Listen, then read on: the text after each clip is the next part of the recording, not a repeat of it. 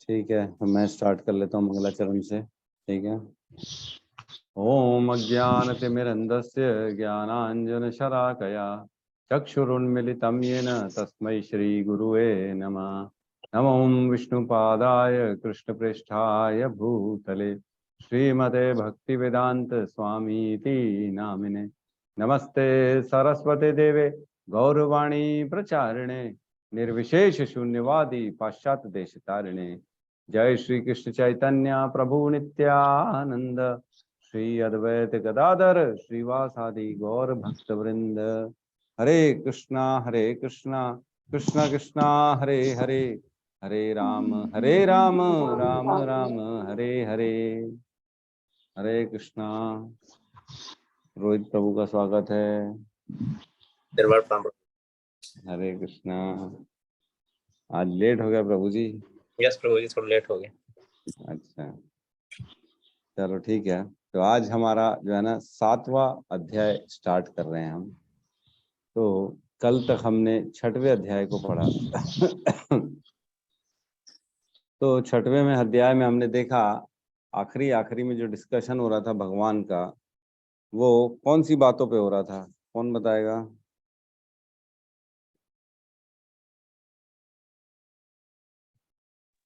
Forty 46 और 47 में क्या कहते हैं भगवान लास्ट में? बताइए गौतम प्रभु। जी प्रभु जी। प्रभु जी 46 में बोलते हैं कि जो योगी पुरुष तपस्वी से ज्ञानी से तथा सकाम करने से बढ़कर होता है, अतः हे अर्जुन तुम सभी प्रकार से योगी बनो। नेक्स्ट श्लोक में बोलते हैं प्रभु जी, और समस्त योगियों में से जो योगी अत्यंत श्रद्धा पूर्वक मेरे परायण है, अपने अंतःकरण में मेरे विषय में सोचता है और मेरी दिव्य प्रेमा भक्ति करता है, वह योग से मुझसे परम अतरंग रूप से युक्त रहता है और सबों में सर्वोच्च है। यही मेरा मत है। प्रभु जी यहाँ पे आपने बताए थे कि जो मत है जी। कुछ बता रहे थे क्या? हाँ प्रभु जी, मतलब आप बता रहे थे कि जैसे योग होता है, मतलब योग मतलब भगवान से जुड़ना। तो जो योगी होते हैं जो भगवान से अलग अलग तरह से जुड़ते हैं, तो जैसे कि हमने पढ़ा कि ज्ञान योग है, ध्यान योग है, कर्म योग है। तो उन सबसे जो सर्वश्रेष्ठ है वो भक्ति योग होता है। तो जो योगी होता है वो भक्ति योग करते हैं, मतलब भक्ति योग के माध्यम से भगवान से जुड़ने का प्रयास करते हैं। और भगवान कह रहे हैं कि बाकी सभी योगों से बेस्ट है भक्ति योग। मेरे बारे में चिंतन करो और श्रद्धा से मेरी पूजा करो, मेरे में युक्त रहो, अंतरंग से मेरे में युक्त रहो, और जो है ना मेरी श्रद्धा पूर्वक पारायण करो। पारायण मतलब जो हम सरेंडर करते हैं ना, सरेंडर उसको बोलते पारायण। पारायण रहो और अपने अंतःकरण में मेरे विषय में सोचो, दिव्य प्रेमा भक्ति करो। तो ये सारा जो है ना भक्ति योग के पार्ट्स हैं। भक्ति योग के बारे में बता रहे हैं भगवान की भक्ति करो मेरे बारे में। अब इसी को एक्सप्लेन करेंगे। देखो बताया उन्होंने 6वें अध्याय में ये करो, तुम ये करो। अब उसी को एक्सप्लेन करेंगे 7वें अध्याय से। अब भक्ति का जो है ना पूरा पोर्शन चालू हो जाएगा कि किस प्रकार भक्ति करनी चाहिए। भगवान जो है ना पहले श्लोकों में हमने देखा कर्म के बारे में बता रहे हैं, कर्म करो, फिर चिंतन कैसा करो, ध्यान कैसे करना है वो भी बताया भगवान ने कि कुशा बिछाना है, नाक के अग्रभाग के हिस्से में ध्यान देना है, ये करना है वो करना है। लेकिन अब बताएंगे भक्ति योग के बारे में। तो कल मैंने सबको बोला था ये श्लोक याद करने के लिए। किसने किसने याद कर लिया?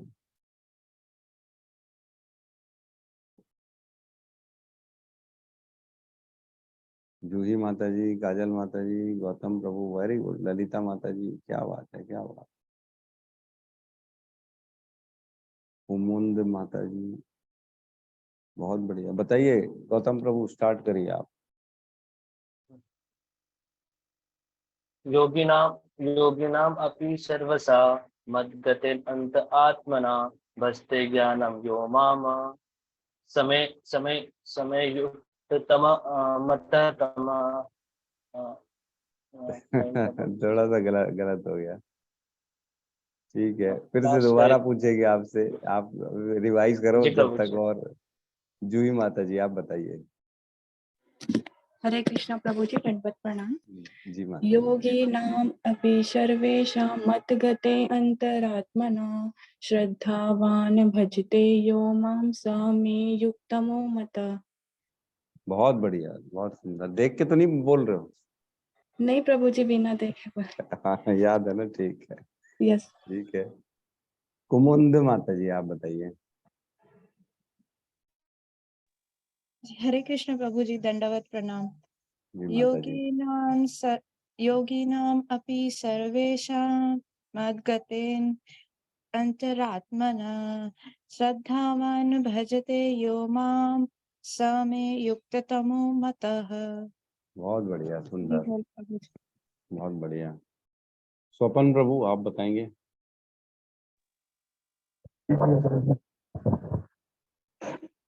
योगिनाम् अपि सर्वेषां मद्गते अन्तरात्मना श्रद्धावान् जो मां च मे युक्तमो मतो। बहुत बढ़िया। हल्का सा मिस्टेक हो गया। श्रद्धावान भजते यो माम, भजते यो माम, है ना? ठीक है, बहुत बढ़िया। शोभित प्रभु जी।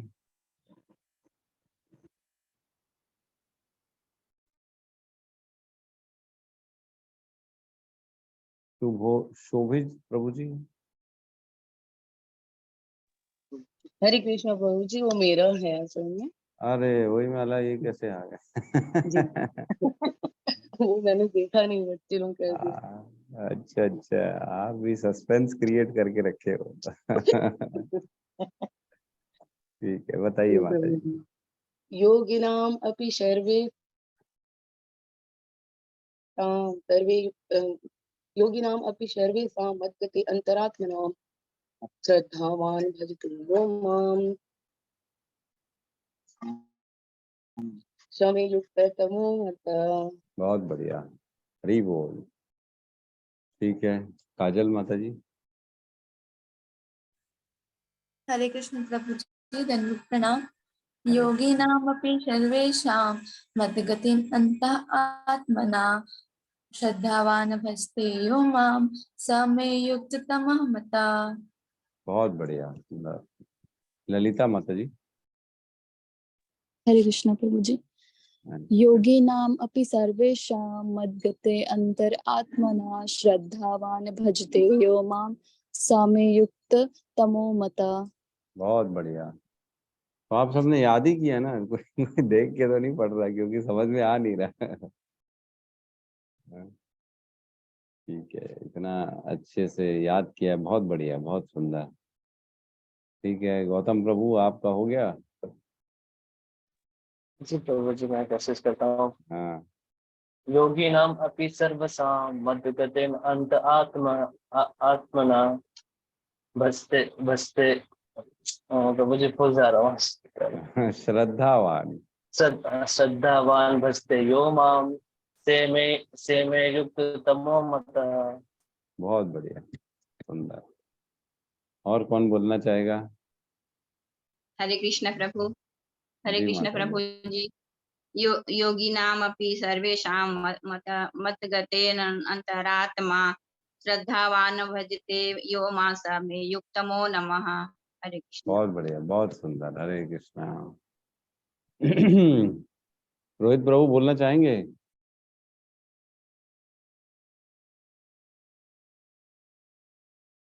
रोहित प्रभु। हाँ प्रभु जी, मैं देख के बोलूंगा प्रभु जी, मैं याद नहीं किया हूँ। हाँ, बोलिए बोलिए। योगी नाम सर्वेषां मत भक्तेन अंतरात्मना श्रद्धावान भजते यो माम स में युक्त। मतः। बहुत बढ़िया, सुंदर, बहुत बढ़िया, धन्यवाद। और अनीता माता जी बोलेंगी, राहुल प्रभु बोलेंगे। हरे कृष्ण प्रभु जी, याद तो नहीं है पर उसे पढ़ के बोल सकता हूँ। हाँ हाँ, पढ़ के बोलिए, कोई दिक्कत नहीं। योगिनामपि सर्वेषां मन्देत्रात्मना श्रद्धावान् भजते यो मासे युक्ततमो मतः। हाँ, बहुत बढ़िया, बहुत सुंदर। अनीता माता जी बोलेंगी क्या? जी प्रभु जी। बोलिए हरे माता कृष्ण।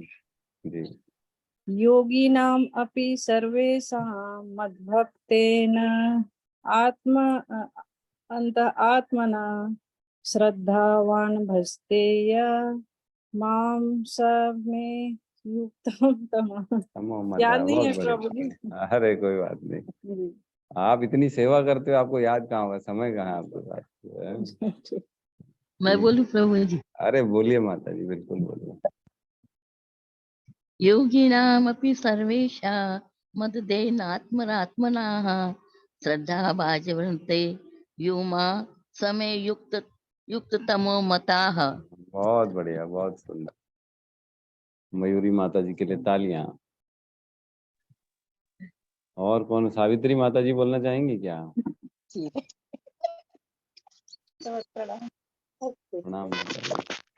प्रभु जी याद हरे तो नहीं किया है, सुन सुन के बोल रही हूँ। हाँ हाँ बोलिए। योगी नाम अपि भजते मम आत्मा आत्मा आत्मा प्रभु जी याद नहीं किया है। कोई बात नहीं, चलो कोई बात नहीं। याद नहीं। हम्म। और कौन बोलना चाहेगा? हरे कृष्णा प्रभु जी, थोड़ा याद नहीं कर पाए हैं, एक ही लाइन हुआ है। हाँ हाँ बोलिए थोड़ा ना, बाहर बोलिए। बाहर आए हैं प्रभु जी। अच्छा। योगी नाम अपि सर्वेषां मद्गतेनन्तरात्मना श्रद्धावान भजते यो माम मद्गते। अच्छा, तमे युक्त समय तमो युक्त मत। तमो मता। बहुत बढ़िया, सॉरी बहुत प्रभु जी, बढ़िया। बाद में याद कर लेंगे। कोई बात नहीं, कोई बात नहीं। किशोर प्रभु बोलना चाहेंगे क्या?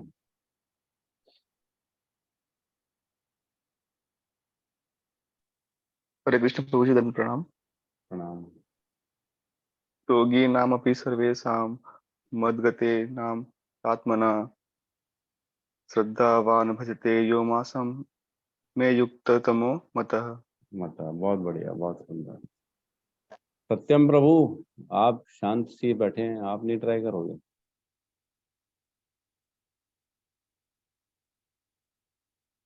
चलो, हो सकता है बस बस में बैठे हो। रूपाली माता जी बज गई और अमित प्रभु बज गया, बोलना चाहेंगे क्या?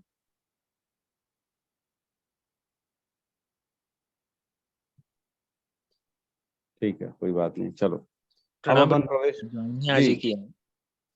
जी कहिए प्रभु जी। मैं ज्वाइन ही आज ही किया हूँ तो। अच्छा कोई बात नहीं, ठीक है ठीक है। तो भगवत गीता है ना आपके सामने?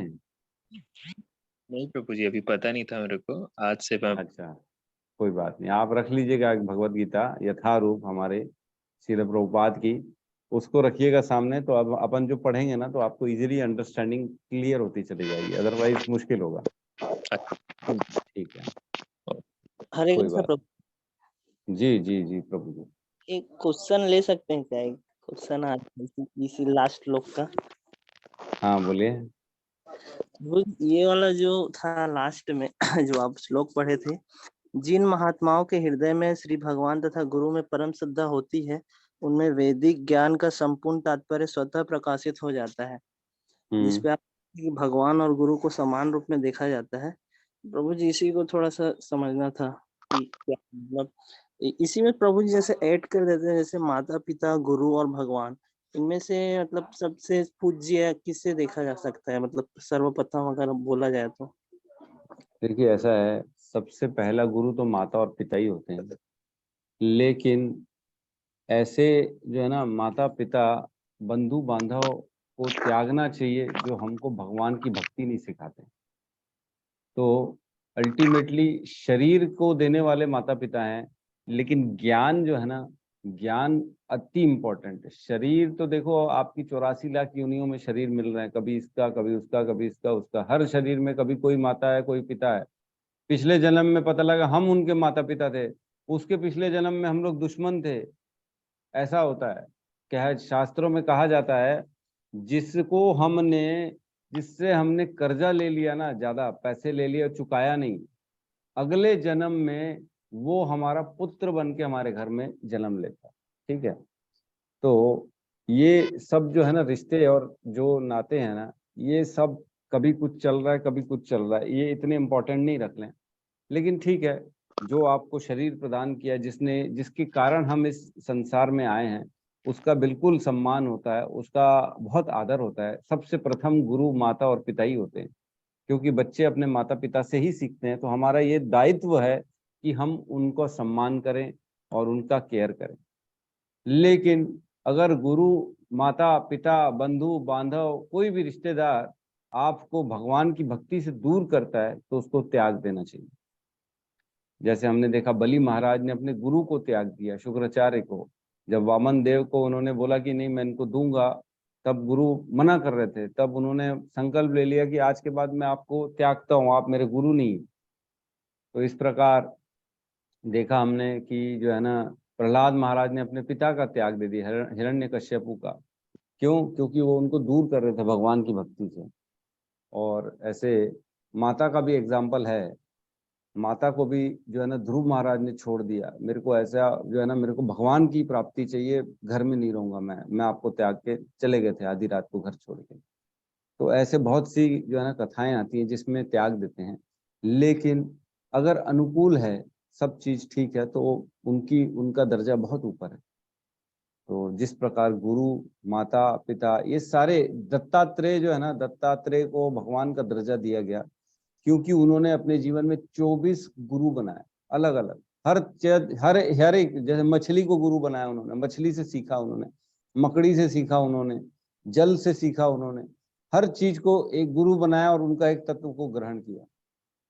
तो इस प्रकार जो है ना, गुरु वो है जिससे हम शिक्षा ग्रहण करें। लेकिन कुछ शिक्षा मिल नहीं रही है, घर का वातावरण अगर हालात खराब है, गलत है, तो फिर ऐसे जो है ना, ऐसे माता पिता को हम गुरु नहीं मान सकते। श्लोक आता है, स गुरु स पिता स अपि माता बंधु अपि स शिक्षये चेत सदा स्मर्तुम हरेर नाम एव केवलम। जो गुरु, जो माता, जो बंधु, जो शिक्षक, वही सच्चा है जो भगवान हरि का नाम सिखाए। तो भगवान का नाम अगर ग्रहण नहीं हो पा रहा तो फिर कोई मतलब नहीं, क्योंकि ये रिश्ते नाते ये सब तो बहुत आते जाते रहेंगे। आप मतलब ये आसक्ति में ना पड़े। जो है ना, कपिल देव अपनी माता देवहूति को ज्ञान देते हैं कि ये सारे रिश्ते जो होते हैं ना, ये आते हैं, बनते हैं, टूट जाते हैं। जिस प्रकार एक हवा चलती है, घर के कोने में देखते हैं 8-10 तिनके इकट्ठे होके बैठ जाते हैं कोने में, जहाँ हवा चलती है ना, तो साइड में मिल जाते 4-8-10 तिनके। फिर हवा चलेगी तो वो बिखर जाएंगे। तो ऐसी रिश्ते नाते होते हैं, ये कभी इस जन्म में मिले, फिर अगले जन्म में बिछड़ गए, कौन कहाँ चला गया किसी को कुछ पता नहीं। तो ये सिर्फ कर्मों का लेखा जोखा है जो हमको संयोगवश किसी को माता, किसी को पिता, किसी को पुत्र, किसी को भाई, किसी को दोस्त बना देता है। ठीक है, तो कर्म के कारण ये बन जाते। तो एक कथा आती है ना, हर्ष शोक नाम था एक पुत्र जो हुआ राजा को। क्या नाम था उस राजा का, किसी को याद है क्या?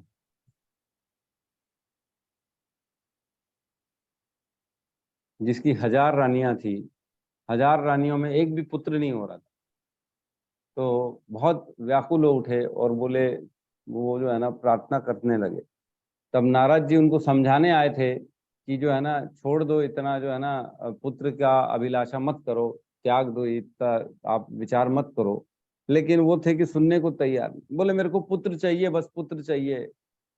तो ठीक है, नारद जी विवश होके फिर उनको वरदान दिया कि ठीक है, तुमको एक पुत्र होगा, लेकिन उसका नाम रखना हर्ष शोक। ठीक है, तो फिर देखा राजा ने एक सबसे छोटी रानी से उनको पुत्र हुआ हर्ष शोक, जिसका नाम रखा। तो बाकी सारी रानियां जो थी, 1000 रानियां थी, किसी से पुत्र नहीं हो पा रहा था, लेकिन एक से पुत्र हो गया।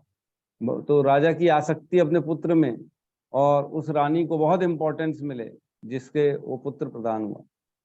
तो धीरे धीरे देखे बाकी सारी रानियों में ना द्वेष की भावना आ गई, और उन्होंने उस पुत्र को जहर देके मार दिया। बोले राजा हमारी बात ही नहीं देखता, हमारे और देखता भी नहीं है, सिर्फ छोटी रानी और वो पुत्र, हमारे को तो इम्पोर्टेंस नहीं। तो उसको मार दिया जहर देके। और इतना शोक हो गया उसको, इतना जो है ना दुखी हो गया राजा, रोने लगा, बहुत रोने लगा। फिर नारद जी आए, बोले अब समय आ गया इसको ज्ञान देने का, अब समझाता हूँ। तो गए समझाने के लिए, तो बहुत समझ ही नहीं रहा था, रो रहा था। तो नारद जी ने उसके पुत्र को फिर जीवित किया। बोले ठीक है, तू इतना ज्यादा व्याकुल हो रहा है तो इसको मैं बुलाता हूँ। तो वो आया, उसका पुत्र जीवित हुआ। तो उसके पुत्र ने बोला कि क्यों रो रहे हो आप? तो बोले हे पुत्र, मैं तुम्हारा पिता हूँ, तुम्हारे बिना मैं मर जाऊंगा, आ जाओ वापस। तो बोले कौन से जन्म के पिता हो तुम मेरे? बोले मैं कैसी बात करो, इसी जन्म के पिता हूं मैं। बोले मेरे अनेक अनेक जन्म हो चुके हैं, किसी जन्म में आप मेरे पिता थे, किसी जन्म में मेरे पुत्र थे, किसी जन्म में रिश्तेदार थे, किसी जन्म में दुश्मन थे। तो ये तो चलता आएगा अनंत काल से। आपने मेरे को बुलाया क्यों? मैं अपनी गति में जा रहा था, मेरी जो है दूसरा जहाँ पे भी जो भी मेरा प्रारब्ध था उसके अनुसार मेरे को जो काटना था वहां जा रहा था। आपने बुलाया क्यों मेरे को? तो बोले पुत्र मेरे साथ जीवन बिताओ। तो बोले नहीं, मैं नहीं कर सकता, मेरे को जाने दो, जितना समय हमारा निश्चित था हमको उतना ही रहना था। तो इस प्रकार वो फिर छोड़ के चला गया अपने पिता को। तो इस प्रकार जो है ना, कभी किसी जीवन में कोई पिता पुत्र, किसी में पिता पुत्र।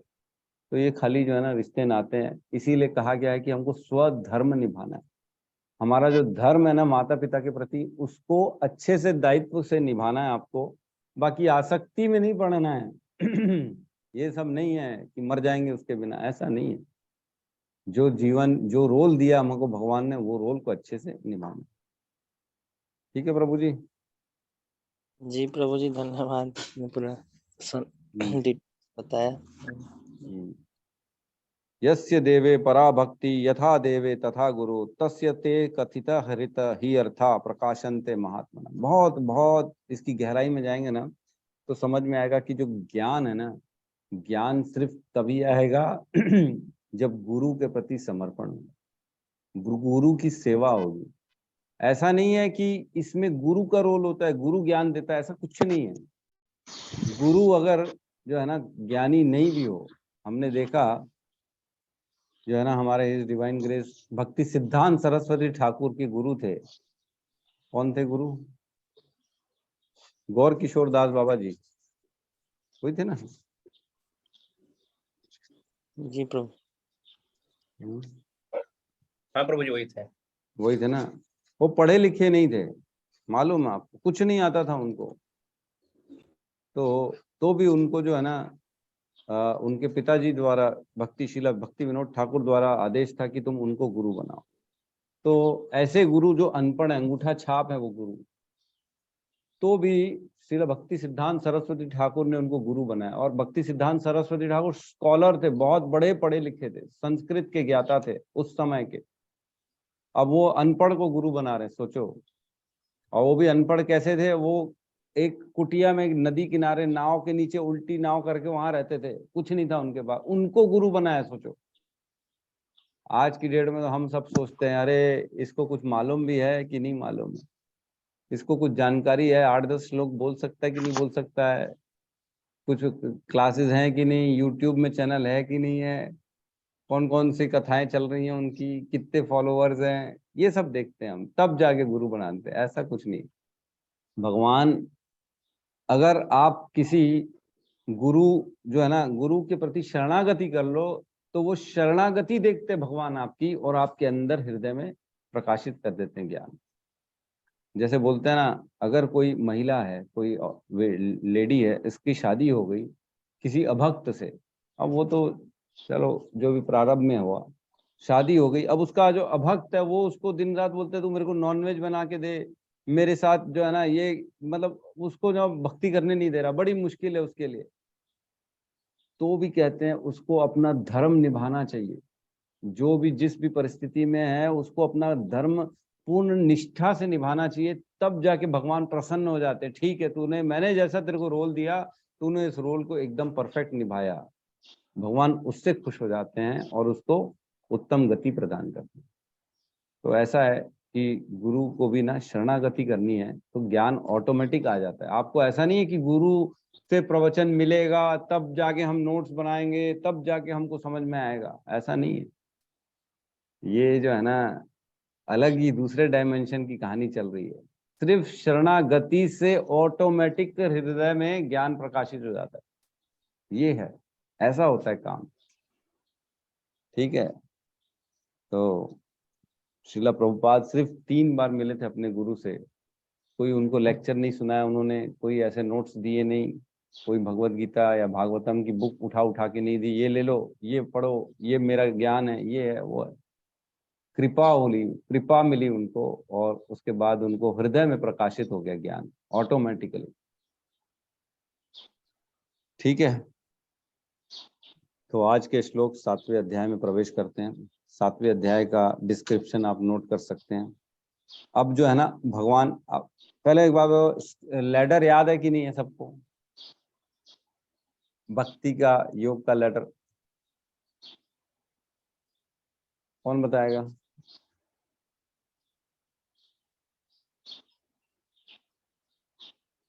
ललिता माता जी बताएंगे क्या? जी प्रभु जी। बताइए। सकाम कर्म, कर्म हम्म, कांड, निष्काम कर्म, ज्ञान योग, ध्यान योग, भक्ति योग। बस इतना ही है, इतना, इसके ऊपर और कुछ नहीं है। बहुत बढ़िया, माता जी के लिए तालियां। एकदम सही बताया माता जी ने। सबसे नीचे आता है सकाम कर्म, जो अपने खाली इच्छा पूर्ति के लिए काम कर रहा है। उसके ऊपर आता है कर्म कांड। कर्म कांड में जो वेदों में कर्म लिखे गए हैं, यज्ञ तपस्या आदि अपनी इच्छा पूर्ति के लिए, वो होता है कर्म कांड। ठीक है, आपकी इच्छा है कुछ प्राप्त करने की तो करो, लेकिन जो बताए गए रास्ते विधि पूर्वक देवताओं की उपासना पूजा करते हुए उसको प्राप्त करो। ठीक है, ताकि देवताओं को भी प्रसन्न करो तो आपको भी वो प्रसन्न करेंगे। ठीक है, उसके ऊपर आता है निष्काम कर्म योग। तो निष्काम में फल की त्याग कर देते हैं हम। और उसके बाद आता है ज्ञान योग। ज्ञान प्राप्ति होती है, ये कर्म कांड में, वो कर्म कांड में निष्काम कर्म करते हैं, फिर जो है ना उसकी ज्ञान की प्राप्ति होती है। थोड़ा निष्काम कर्म किए तो कुछ समझ में आया, नहीं यार ठीक है, ये हमारे हाथ की चीजें नहीं है, फिर और निष्काम कर्म करते गए, ज्ञान मिलता गया, कर्म करते गए, ज्ञान मिलता गया। इस प्रकार धीरे धीरे ज्ञान योग में पूरी तरह से स्थित हो जाता है। फिर उसके बाद आता है ध्यान योग। ठीक है, जब समझ में आ जाता है तो फिर आदमी वैराग्य उत्पन्न हो जाता है। फिर बोलता है मैं चले जाऊं, छोड़ दूं, भगवान की भक्ति करूं या एकांतवास में जाऊं, मेरा इनसे क्या लेना देना। जैसे हम देखते हैं जो है ना, जड़ भरत ने सब कुछ त्याग दिया, वो बोले मेरे को रहना नहीं इनके साथ, मैं कुछ बात करूंगा तो आसक्ति में फंस जाऊंगा, उससे अच्छा वैरागी बन गए। तो इस प्रकार वैराग करके आदमी ध्यान में चले जाता है। फिर उसके बाद आता है आखिरी में भक्ति योग। तो इनमें बुद्धि योग एक अलग चीज है। बुद्धि योग अगर कर्म योग में मिल जाए, चाहे ज्ञान योग में मिल जाए, चाहे ध्यान योग में मिल जाए, तो डायरेक्ट आपको भक्ति में ले जाती है। इस प्रकार से योगा का लैडर होता है कि हम भगवान को किस प्रकार प्राप्त कर सकते हैं। अलग अलग योग हैं। तो अब जो है ना, अब डिस्कशन आएगा ऊपर, जो टॉप मोस्ट भक्ति है ना, उसके बारे में चर्चा हो रही है भगवान से। अभी तक भगवान ने हल्का सा दूसरे अध्याय में हमको बताया कि भक्ति सबसे ऊपर होती है। निस्त्रय गुण्या वाला जो श्लोक है ना, कि तीनों गुण से ऊपर उठो अर्जुन और मेरे परायण बनो। तो कुछ उन्होंने बताया था दूसरे अध्याय में, तीसरे अध्याय में भी थोड़ा बहुत बताया था, लेकिन अब पूर्ण रूप से बताएंगे भक्ति योग के बारे में। ठीक है, तो आप डिवीजन इसका नोट कर लीजिए 7वें अध्याय का। 1 से 7 तक के जो श्लोक हैं उसमें भगवान से सुन के भगवान के बारे में पूर्णतः जानना, भगवान अपने बारे में बताएंगे, उससे भगवान को हमको जानना है कि भगवान की शक्तियां कैसी हैं, भगवान की पराशक्ति है, अपराशक्ति है, किस प्रकार प्रकृति काम करती है, सारी चीजें भगवान अपने बारे में बताएंगे। फिर 8 से 12 में कृष्ण भौतिक तथा आध्यात्मिक शक्ति के स्रोत हैं, है ना। इसमें आता है जो है ना, किस प्रकार भगवान की शक्तियां काम कर रही, किस प्रकार ये संसार काम कर रहा है उनकी शक्ति के द्वारा।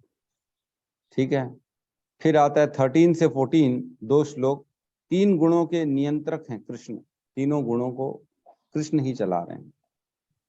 फिर 15 से 19 जो है ना, 4 प्रकार के लोग हैं जो सुकृत एवं दुष्कृत हैं। 4 प्रकार के लोग जो भगवान की शरणागति में जाते हैं, और 4 प्रकार के लोग जो शरणागति नहीं कर पाते हैं, उनके बारे में वर्णन है। फिर 20 से 25 जो है ना, वो देवताओं के बारे में वर्णन है। देवताओं के द्वारा भी कृष्ण ही देने वाले होते हैं। तो ये क्लियर बताएंगे कि आप उनकी पूजा करते हो, क्या गति होती है, और देवताओं के पीछे उनके बॉस कौन है, कृष्ण है। ये हमको उनसे समझ में आता है उन श्लोकों से।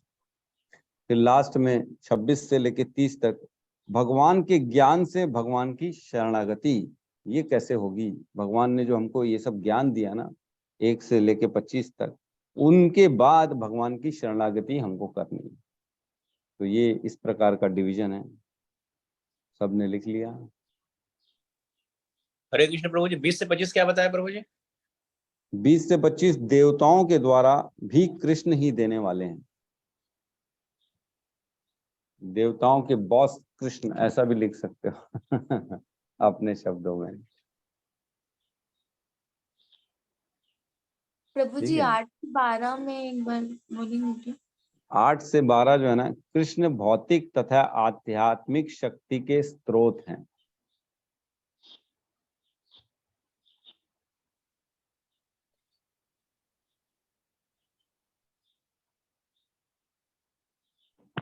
एक बार स्टार्टिंग से रिवाइज कर देगा प्रभु जी।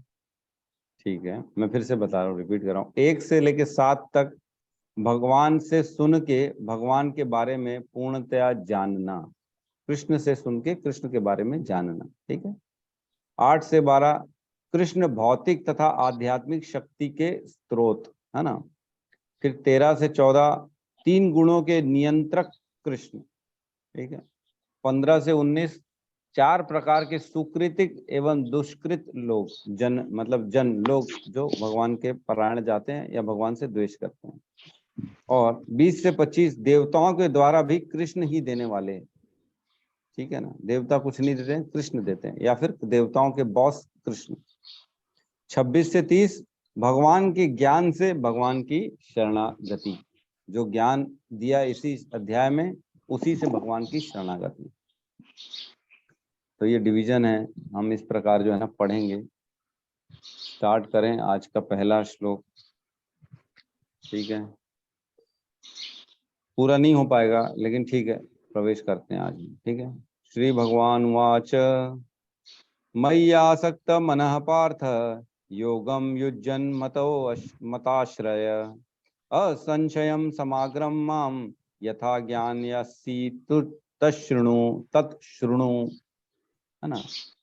श्री भगवान ने कहा, हे पृथापुत्र, अब सुनो कि तुम किस तरह मेरी भावना से पूर्ण होकर और मन को मुझ में आसक्त करके योगाभ्यास करते हुए मुझे पूर्णतया संशय रहित जान सकते हो।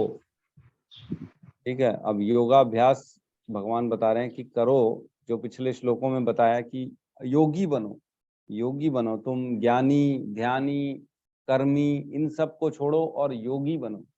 योगी कैसे बनो, अब वो सुनो, ऐसे बनो। अभी तक सब बाकी ज्ञान दिया, अब योगी भी सुनो कि किस प्रकार मेरे शरणागति करोगे और किस प्रकार तुम मेरे पास आ सकते हो, संशय रहित मुझको जान सकते हो। भगवान को ऐसे जानना बड़ा मुश्किल है, लेकिन फिर भी भगवान बताएंगे कुछ पैरामीटर्स कि मेरी ये शक्ति है वो शक्ति है। थोड़ा बहुत आपको आइडिया मिल जाएगी कि भगवान किस प्रकार काम करते हैं, कहाँ तक भगवान का जो है ना मतलब प्रभाव है। हर चीज भगवान समझाएंगे। थोड़ा बहुत पूर्ण रूप से तो नहीं समझ में आएगा लेकिन समझ में आएगा। ठीक है। तो इसमें कहते हैं कि अब जो है ना सुनो, सुनना बहुत इम्पोर्टेंट है, क्योंकि हम भगवान को देखते कैसे हैं, कानों से देखते हैं, है ना। कानों से कैसे देखते हैं, सुनेंगे तो समझेंगे भगवान कहाँ कहाँ है, किस प्रकार भगवान का ऐश्वर्य है, किस प्रकार भगवान यहाँ पे हैं, भगवान के द्वारा पानी है, भगवान ने इस सृष्टि को बनाया है, कर्म का कैसे पूरा काम होता है, काल चक्र कैसे काम करता है। सुनेंगे तब पता पड़ेगा भगवान के बारे में, नहीं सुनेंगे तो कुछ पता नहीं पड़ेगा। इसलिए सुनो, सुनने से भगवान के बारे में ज्ञान मिलता है और उस ज्ञान से भगवान को हम जो है ना अनुभव कर सकते हैं। अनुभव गम्य, देख तो नहीं सकते हैं लेकिन हम फील जरूर कर सकते हैं कि भगवान कहाँ कहाँ है, किस प्रकार है। तो भगवान के जो है ना 6 ऐश्वर्यों के बारे में वर्णन है ना। भगवान कृष्ण समस्त ऐश्वर्यों से पूर्ण है और वे इन्हें किस प्रकार प्रकट करते हैं इसका वर्णन इसमें हुआ है। इसके अतिरिक्त इस अध्याय में इसका भी वर्णन है कि 4 प्रकार के भाग्यशाली व्यक्ति कृष्ण के प्रति आसक्त होते हैं और 4 प्रकार के भाग्यहीन व्यक्ति कृष्ण की शरण में कभी नहीं आते। तो 6 ऐश्वर्य कौन से भगवान के, कौन बताएगा? भगवान को भगवान इसीलिए कहा जाता है क्योंकि उनके पास पूर्ण मात्रा में ये 6 चीजें हैं। प्रभु जी एक चीज में बताएं। हाँ, एक हरे बताइए। कृष्णा। प्रभु जी धन धन, श्री, बिल्कुल सही कहा। हरे कृष्ण जी प्रभु जी। जी अनिल प्रभु।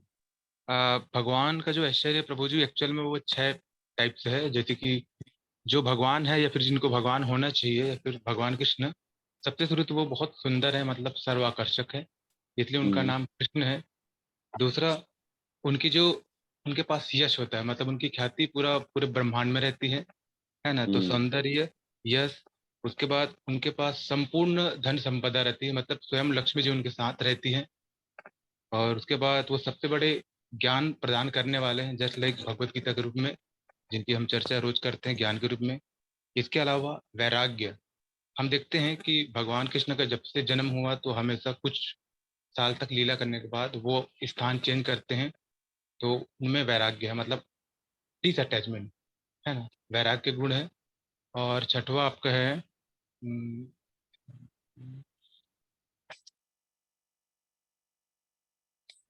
वैराग्य, यश, बलशाली है प्रभु जी। परम शक्तिशाली। हाँ। बहुत सही है। तो 6 ऐश्वर्य इस प्रकार हैं। तो सत्यम प्रभु ने भी लिख के भेज दिया है। पूर्ण धन, पूर्ण शक्ति, पूर्ण, क्या लिखा है उन्होंने, पूर्ण धन, पूर्ण शक्ति, पूर्ण प्रसिद्धि। प्रसिद्धि मतलब ऐश्वर्य, ऐश्वर्य मतलब यश, ठीक है। हाँ। पूर्ण ज्ञान और पूर्ण सौंदर्य और पूर्ण त्याग। त्याग नहीं है वो, एक्चुअल में वैराग्य है।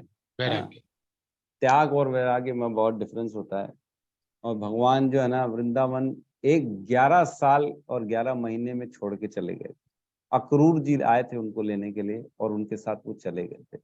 100 साल के बाद मिले थे फिर वो सबसे। तो 100 साल तक वो दोबारा आए नहीं थे। ठीक है, तो इस प्रकार भगवान वैरागी है, बहुत बड़े वैरागी है। तो सेकंड पैराग्राफ में 6th अध्याय का वर्णन है कि किस प्रकार हम भगवान को जो है ना, 6वें अध्याय की सारी चीजें वर्णन है, तो उस पर अपन नहीं प्रवेश करते हैं। पेज नंबर 266 में आइए। इसमें लिखा है, अतः मनुष्य को चाहिए कि 6ठे अध्याय के अंतिम श्लोक के अनुसार योग का अभ्यास करे। जैसे हमने पढ़ा 46-47 में, परमेश्वर कृष्ण पर ध्यान की एकाग्रता को नवधा भक्ति के द्वारा संभव बनाया जाता है, जिसमें श्रवणम अग्रणी एवं सबसे महत्वपूर्ण है। तो हम जानते हैं कि नवधा भक्ति में सबसे पहला है श्रवणम, फिर आता है कीर्तनम, है ना, श्रवणम, कीर्तनम, पाद सेवनम, और जो है आगे चल के। तो सबसे इंपॉर्टेंट है श्रवण, सुनना। जैसे कि हमने बताया कि सुन के ही भगवान के बारे में हम समझ सकते हैं ना। और कृष्ण से बढ़कर कोई प्रमाण नहीं है, अतः उनसे सुनने का जिसे सौभाग्य प्राप्त होता है वह पूर्णतः कृष्ण भावनान्वित हो जाता है। अतः मनुष्य को या तो साक्षात कृष्ण या कृष्ण के शुद्ध भक्त से सीखना चाहिए, न कि अपनी शिक्षा का अभिमान करने वाले अभक्त से। परम सत्य श्री भगवान कृष्ण को जानने की विधि का वर्णन श्रीमद् भागवत के प्रथम स्कंद के 2य अध्याय में इस प्रकार हुआ है। तो ये श्लोक हैं 1.2.17 से लेकर 21 तक के श्लोक हैं। आज समय है कि हम इसमें प्रवेश करें। ठीक है, 17 से लेकर 21 तक है। ये इंपॉर्टेंट श्लोक है, इसमें पूरे एक एक श्लोक के बारे में हम चर्चा करेंगे। तो श्रवण के बारे में बताया गया कि श्रवण कितना इम्पोर्टेंट है। तो आपको मैं बता दूं कि जो कैकई थी, कैकई एक्चुअल में आपको मालूम है कि नहीं, भगवान को बहुत प्रेम करती थी, राम को। जितना कौशल्या प्रेम नहीं करती थी, उससे ज्यादा कैकई करती थी। तो जब सब हो गया कंप्लीट, राम का जब राज सिंहासन डिसाइड हो गया कि अगले दिन नेक्स्ट डे उनको जो है ना राज अभिषेक करना है ना, उनको राजा बनाना है इस पूरे जो है ना अयोध्या का, नगरी का। वो एक दिन पहले जो है ना, उन्होंने संगति की थी मंथरा से। मंथरा जो उसके यहाँ काम करती थी, उसकी दासी थी। और उनसे जो है ना फिर चर्चा में मंथरा ने उनको सुनाया कि तू ये क्या कर रही है, तू अपने पुत्र के बारे में कुछ नहीं सोच रही है। भड़काया और सुन के उनकी बुद्धि भ्रष्ट हो गई। सुना उन्होंने मंथरा से, और फिर जो है ना उन्होंने मंथरा के बताए हुए जो रास्ते पे काम किया, और उन्होंने अपने पति जो है ना उनसे फिर जो वर मांगे थे दो, कि दो, जब शादी के समय बोले कभी भी तुम दो वर मांग लेना, तो वो दो वर मांगा उन्होंने कि राम का वनवास और भरत का राज्य अभिषेक, ये दो चीज मांगी उन्होंने। तो सिर्फ सुन के आदमी जो है देखो पूरा डिसीजन चेंज कर लेता है, अपना जीवन जो है ना खाली सुन के बदल लेता है। तो हमको ऐसे जो है ना प्रॉपर सही स्रोत से सुनना चाहिए, कहीं से भी सुन के विश्वास नहीं करना चाहिए। प्रॉपर जो सही मार्ग में है, जिनका आचरण अच्छा है और जो सही में जो थोड़े बहुत आध्यात्म में जुड़े हुए, उनसे जो है ना सुनना चाहिए, किसी से नहीं सुनना चाहिए। अभक्त से तो बिल्कुल नहीं सुनना चाहिए, जो भगवान को नहीं मानता उसकी तो बात ही नहीं सुननी चाहिए, कान बंद कर लेना चाहिए ऐसे लोगों से। तो कहते हैं कि जो राज्य जितने भी लोग होते थे ना, क्षत्रिय हो चाहे ब्राह्मण हो, उनको ना शूद्र का ज्ञान नहीं लेना चाहिए। शूद्र थी ना ये मंत्रा, तो शूद्र लोगों की जो दृष्टि होती है वो बहुत छोटी होती है, उनका ज्ञान नहीं है, वो खाली जो है ना अपने बारे में सोचते हैं, उनको कुछ समझ में तो आता नहीं। तो इसलिए कहते हैं कि जो है ना ऐसे जगह से सुनो, ऐसे जगह से समझो। हमारे वेदों में भी कहा गया है जो है ना, एकदम से कभी भी जो है ना, मतलब जो शादी होती है ना, एक नीचे से लड़की आप ले सकते हो, ऐसा नहीं शूद्र लड़की सीधा जो है ना ऊपर टॉप मोस्ट ब्राह्मण की वाइफ नहीं बन सकती।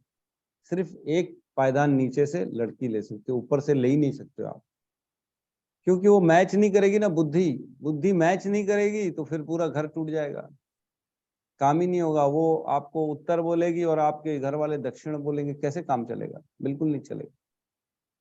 इसलिए कहते हैं ना जो भक्त है उसको कोशिश करनी चाहिए कि भक्त से शादी करनी चाहिए, नहीं तो मैच नहीं करेगी बुद्धि। आप जाओगे कीर्तन सुनने, उसको बोलेगा, वो बोलेगी नहीं नहीं मॉल चलते हैं, वो बोलेगी जो है ना चलो अंडा मछली खा लेते हैं ठेले में रुक के, आप बोलोगे मैं तो ग्रहण प्रसाद करूंगा और कुछ करूंगा नहीं, तो बड़ी मुश्किल हो जाती है ऐसे में।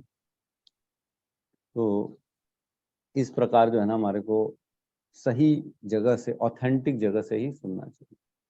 हम कल पढ़ेंगे ये सारे श्लोक और इनके बारे में जो सारे डिस्कशन अच्छे से करेंगे, क्योंकि बहुत इंपॉर्टेंट श्लोक है ये श्रीमद् भागवतम के। ठीक है, तो यहाँ पे हम आज इसको कंप्लीट करते हैं। किसी को कोई डाउट है, कुछ पूछना है तो बिल्कुल पूछ सकते हैं। हरे कृष्ण प्रभु जी। जी प्रभु जी, हरे कृष्ण। मेरे को एक्चुअल में कुछ पूछना नहीं था, मुझे बस कुछ रियलाइजेशन शेयर करना था आप सबके बीच में। हाँ बिल्कुल, वाह करिए ना। जैसे प्रभु जी कल मैं बाहर गया था, तो आते आते मेरे को 9 बज गए, जैसा मेरा फील्ड वर्क रहता है। तो कल अपन गए थे खरोरा और आरंग और ये समोदा, ये सब गए थे। और कल हमने पूरा भीगते भीगते काम किया प्रभु जी, रेन कोट पहन के, है ना। सुबह 10 बजे से जो गए हैं, आते आते समथिंग मेरे को 9 बज गया। 9 बजे में समथिंग 5 मिनट कम था। फिर खाना वाना खाया, फिर सो गया। फिर मैं माइंड में ये सेट करके सोया था कि मुझे क्लास में नहीं आना है। नहीं आना है मतलब नहीं आना है, मतलब अलार्म भी मैंने बंद कर दिया था कि ऐसे में तो नींद पूरा नहीं हो पाएगा, है ना। मैं नहीं हो, बाद में ऑनलाइन सुन लूंगा, ऑफलाइन। फिर मैं सो गया। फिर सोया तो अचानक से मतलब सुबह सुबह ना, भगवत गीता की जो कॉपी है ना, जो फोटो है, वो मतलब मेरे माइंड में आती है। और एक ही चीज मेरे को कहीं से आवाज आती है, उत्तिष्ठ कौन्ते। उत्तिष्ठ कौन्ते, ये मैंने सुना। फिर अचानक मेरा ना मतलब आंखें खुल गई। फिर मैं सोचा कि यार ये हो क्या रहा है, मतलब मेरा नींद भी पूरा नहीं हुआ, मतलब इतना जल्दी जगा क्यों। तो फिर से मेरे को ध्यान आया कि मैं सपने में कुछ देखा था। फिर देखता हूँ तो जो हम भगवत गीता का जो जो जो कवर है, इस टाइप का पेज, ये वाला, ये वाली फोटो आती है। और मेरे को एक ही चीज सुनाई दिया, बस एक ही बार, 2 बार तो नहीं, एक ही बार, जहां तक मुझे याद है, उत्तिष्ठ कौन्ते हैं। फिर मैं तुरंत उठा, मैं फिर तुरंत नहा धो के रेडी होके ना, फिर क्लास में आया। इसीलिए मेरे को आज लेट हो गया प्रभु जी। हरि ये बोल, हरि बोल, बहुत बढ़िया। तो प्रभु जी को उत्तिष्ठ कौन तो है, मतलब उठिए उठिए कौन तो है, उठिए आप और जगिए, ज्ञान ग्रहण करिए। तो ये नहीं सर, होता अभी है प्रभु जी। बहुत। जी। जी जी बोलिए। नहीं नहीं, बोलिए प्रभु जी, कुछ नहीं। हालांकि ये होता ही है कि देखिए जिसकी लग जाता है ना मन, तो फिर धीरे धीरे फिर आपको वही अच्छा लगे और कुछ अच्छा नहीं लगे, ऑटोमेटिकली अंदर सेट हो जाता है हमारा एक्चुअल में क्या है मालूम, ये जो बॉडी है ना, हम इसको समझ सकते ही नहीं। ये इतनी जटिल है, इतनी ज्यादा इसमें, मतलब साइंस तो इसका 2-5% ही समझ सकता है, उससे ज्यादा नहीं समझ सकता। लेकिन देखो अंदर ही अंदर सब चीज हो रही है, ऑटोमेटिकली मोड में हो रही है। भगवान परमात्मा के रूप में बैठे हैं, वो हर चीज करवाते हैं हमसे। तो कल भी एक लेक्चर सुन रहा था मैं, तो किसी का क्वेश्चन आया कि कर्म की गति के बारे में डिस्कशन करें। तो ऐसे ही लेक्चर सुन रहा था, तो एक प्रभु जी है ना, वो बता रहे थे कि जो गहना कर्मणों गति है ना, क्या बोलते हैं, कर्मणो ही अपि बोद्धव्यम बोद्धव्यम च विकर्मणा अकर्मणस्य बोद्धव्यम गहना कर्मणो गति। मतलब इतनी गहरी है कि जैसे ही हम पैदा होते हैं ना, हमारे जन्म से लेके मृत्यु तक के सारे सुख दुख यश अपयश सारा लाभ हानि सब एकदम डाल के भेज दिया जाता है, जाओ, जैसे प्लान करके पूरा भेज देते हैं ना, वैसे ही होता है। अब उसके बाद हमारी इच्छा भी आती साथ ही साथ, हम अगर चाहें तो कहीं डाइवर्ट भी हो सकते हैं। अगर डाइवर्ट नहीं होंगे तो हमारे साथ ये होता चला जाएगा। कितनी गहराई प्रकृति कैसे काम कर रही है, कैसे सबके प्रारब्ध पूरे के पूरे अप्रारब्ध जो है ना, उसमें से कुछ कोटा लेके प्रारब्ध बना के हम इस जीवन में आते हैं। हमारा एक बहुत बड़ा बैंक है, जैसे गोडाउन है ना, उसमें बहुत सारा कर्म पड़ा हुआ है हमारा, गंदे पुण्य पाप ये वो सब रखा हुआ है। उसमें से कुछ, जैसे एक बड़ा सा गोडाउन है, हजारों ट्रक का माल है उसमें, फिर बोलते हैं एक ड्राइवर को एक ट्रक भरो और तुम ये ले जाओ और अपने डेस्टिनेशन में दे के आओ जिसको है। तो वो एक ट्रक माल उठाता है, उसमें से कुछ ये निकाल लेगा, कुछ वो निकाल लेगा गाड़ी के हिसाब से। हाँ, इस गाड़ी इस शरीर में इतना फिट बैठेगा, इतना सुख ले लो, इतना दुख ले लो, इतना कर्जा ले लो, इतना मान ले लो, इतना अपमान ले लो, ये सारी उस गाड़ी में भरता है और वो ट्रक लेके ड्राइवर निकल पड़ता है अपनी गंतव्य के लिए। तो वैसी हमारा शरीर भी है, हम अपने अप्रारब्ध से ले लेते हैं, खुश सुखी दुखी मान अपमान यश अपयश सारा कुछ एक एक शरीर में ले लेते हैं। और अब उस शरीर की यात्रा स्टार्ट हो जाती है, कहाँ तक, जन्म से लेकर मृत्यु तक, गंतव्य मृत्यु है। वो उसको हमको पूरे रास्ते भर में काटना है, उसको डिस्ट्रीब्यूट करना है अलग अलग जगह, क्या क्या कहाँ कहाँ पे जिस जिसका एड्रेस था ना, वहां वहां जाके उसको देना है, ये तुम्हारा कार्टून, ये तुम्हारा कार्टून, ये तुम्हारा कार्टून। उसी प्रकार हम एक से मिलेंगे रोहित प्रभु से तो कुछ खुशी मिल जाएगी, वाह वाह रोहित प्रभु वाह, आप तो बढ़िया हो, बहुत बहुत बढ़िया, आपसे मिलके तो हृदय प्रसन्न हो गया। फिर किसी से मिलेंगे तो उससे मारपीट हो जाएगी, वो मार देगा, वो तू मेरे को जानता है, ले थपाड़े मारे, अरे क्या हुआ प्रभु जी, मारा क्यों आपने, तू मेरे से ऐसे कैसे बात कर लिया। वहां से दुखी मिल गया, दुख हो गया, वहां से परेशान हो गया, द्वेष हो गया। शादी हो गई, कुछ लोग तो बड़े प्रसन्न हो जाते हैं शादी के बाद, कुछ लोग बड़े दुखी हो जाते हैं, अरे क्या जीवन खराब हो गया हमारा। तो ये क्या हो रहा है, ये वही कार्टून की डिलीवरी हो रही है आप इसको दे रहे हो, उसको दे रहे हो, इसको दे रहे हो, ये शुरू से फिक्स है। तो कई पंडित होते हैं जो बताते हैं कि ये समय आपका अच्छा है, ये समय खराब है। तो वो समय कहाँ से बताते हैं, ऐसा नहीं है कि वो समय चेंज किया जा सकता है, ये गलती है। कभी कोई बोलता है ना कि पंडित के पास चलते हैं, तेरी दशा ठीक नहीं है, उसको ठीक कर देगा दशा, ऐसा कुछ भी नहीं है, पंडित के हाथ में ही नहीं है। वो पंडित बता देगा बस कि ये समय आपका अच्छा चल रहा है, ये समय खराब चल रहा है प्रारब्ध के अनुसार। अगर उस समय वो बोल दिया आपको कि शनि जी को तेल चढ़ा दो, आपने तेल चढ़ा दिया, लेकिन प्रारब्ध के अनुसार आपका जो कार्टून खुश वाला था ना, सुखी वाला, वो खुल गया उस समय, तो आप बोलोगे अरे वाह वाह, शनि देव ने मेरे को जो है ना दुखों से दूर कर दिया। तो ऐसा नहीं है, वो जो कार्टून आप लेके चले हो उसी में से एक खोल के दे दिया उन्होंने, ये लो पकड़ो, चलो थोड़ी देर के लिए खुश हो जाओ। तो इस प्रकार कृष्ण और प्रकृति ये सारे काम करते हैं। मया अध्यक्षेण प्रकृति सूयते सचराचरम, भगवान कृष्ण कहते हैं मेरी अध्यक्षता में प्रकृति काम करती है, बहुत गहरी है। तो जैसे ही हम कृष्ण के अधीन आ जाते हैं ना, तो सारा ये सारी चीजें जो होती है ना, हमारे प्रारब्ध अप्रारब्ध भगवान के पास चले जाते हैं, और भगवान फिर उसको छोटे छोटे टुकड़ों में सही ढंग से करते हैं। देखो क्या होता है, अगर हम भक्ति में चले जाते हैं और हम भौतिक और आध्यात्मिक में डिफरेंस क्या है, वो कार्टून जो आपने उठाए हैं वो एज इट इज रहेंगे ही रहेंगे हमारे साथ, लेकिन अध्यात्म में आने के बाद वो हमारे लिए फेवरेबल हो जाते हैं। सुख दुख तो भक्त के भी जीवन में आएगा, ऐसा नहीं है कि नहीं। भक्त को बोलोगे कि वो तो भक्ति में आ गया, अब दुखी क्यों हुआ? अरे दुखी इसलिए हुआ क्योंकि भगवान चाहते हैं कि ये और मेरा गहराई से स्मरण करे, इसलिए उसको दुख तो आएंगे, प्रारब्ध के अनुसार जो है वो तो आएगा ही आएगा। लेकिन आध्यात्म में जुड़ता है ना, तो उस दुख से भगवान और मतलब जो भौतिक आदमी है ना, वो और दुखी होके भगवान को स्मरण करता है और उसकी भक्ति प्रगाढ़ होती है और भगवान के करीब जाता है। तो इस जीवन में हम आगे के कर्म बना रहे हैं। पिछले जीवन में हमने जो कर्म बनाए थे उसको काट रहे हैं, अब इस जीवन में आगे के बनाएंगे। तो आगे के हम ऐसे बनाएं कि हम कृष्ण से पास जुड़ें, ना कि इस बंधन में दोबारा बैठें। तो इस प्रकार जीवन हमको जीना चाहिए। और भक्ति जो होती है ना, ये सबका काट है एक्चुअल में, हर चीज का जो भी हमने किया, गंदे कर्म अच्छे कर्म ये वो, उन सब की कट, जो धान काटते हैं ना आखिरी में खेत में, वही है। सब काट रहे हैं हम धीरे धीरे भक्ति से। नया उगा कुछ भी नहीं रहे हम, नहीं उगेगा तो दोबारा जाना ही नहीं पड़ेगा काटने के लिए। तो इस प्रकार है, ये ज्ञान बहुत इंपॉर्टेंट है, इसको छोड़ना नहीं चाहिए। मैं भी कल रात को 12 बजे सोया हूँ। मैं भी एक जगह चला गया था, लेकिन खुल गई नींद मेरी 5 बजे, दोबारा खुल गई, 4:45 बजे खुल गई। जपा में भी कोई नहीं है आज, मैं देख रहा था, तो ठीक है। बट हरे कृष्णा प्रभु जी, मेरा तो वो नहीं था, नेटवर्क नहीं था। जी मैं जी मेरा भी यही रियलाइजेशन है। वो जी जी सवेरे जो कितनी भी रात में सोती हूँ, लेकिन सवेरे एक अलग से शक्ति लगती है कि उठो, उठ जाओ, फिर उठ जाती हूँ।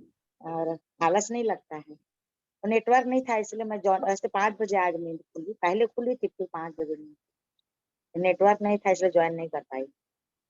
कुनाली ये के साथ ही आपका, आए हैं हम लोग, बिलासपुर आए हैं। अच्छा, हरी जी, घूमने रास्ते फिरने निकले। में रात को पहुंचे हम लोग, 9 साढ़े 9 बजे पहुंचे। फिर ऐसे सोते सोते 12 बजे से ऊपर हो गया।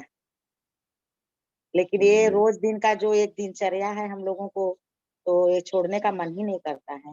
हाँ, ये सतोगुण की जो आपके अंदर जो है ना धीरे धीरे प्रधानता हो गई। सुबह उठ के अब जो है ना वो सतोगुण में नहीं रहेंगे ना, तो ऐसा लगेगा अरे क्या हो रहा है यार, ये मजा नहीं आएगा, आनंद नहीं आएगा हमारे को लेट से उठने में।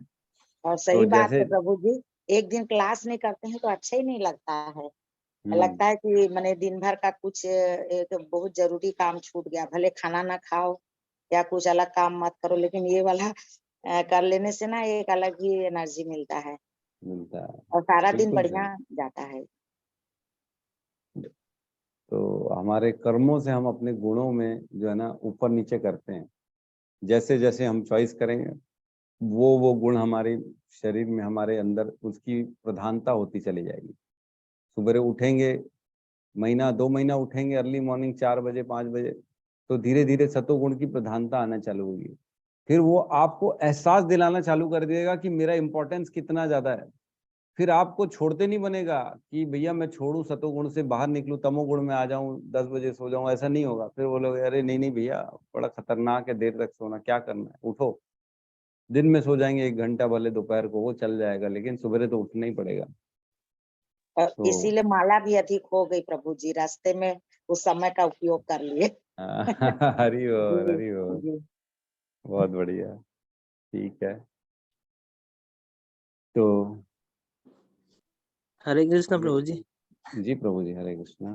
प्रभु जी जैसे आप क्या भी पूछना चाह रहा था, जैसे घर में प्रभु जी अन्य सदस्य जो रहते हैं, आजकल सब टीवी में जितने भी महाराज हैं सब शिव भक्त के प्रवचन जो करते हैं उनको फॉलो करते हैं, और ऐसे में हम अलग चीज को करते हैं तो वो बोलते हैं कि नहीं आप ये करो।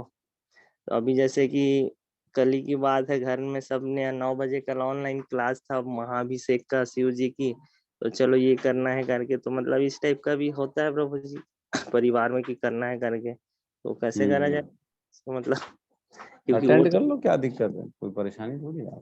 मेरे यहाँ प्रभु जी मैंने कल खुद अटेम्प्ट किया, अभी भी मेरे सामने शिवलिंग रखा है और बेलपत्र है, पूरा सामग्री यहाँ रखी है। जब मैं आया ना तो ठीक 9 बजे पैर हाथ धोए, फिर तुरंत अपने वाइफ के साथ बैठा और हमने जलाभिषेक किया, तो करते करते हमको 10 बज गया।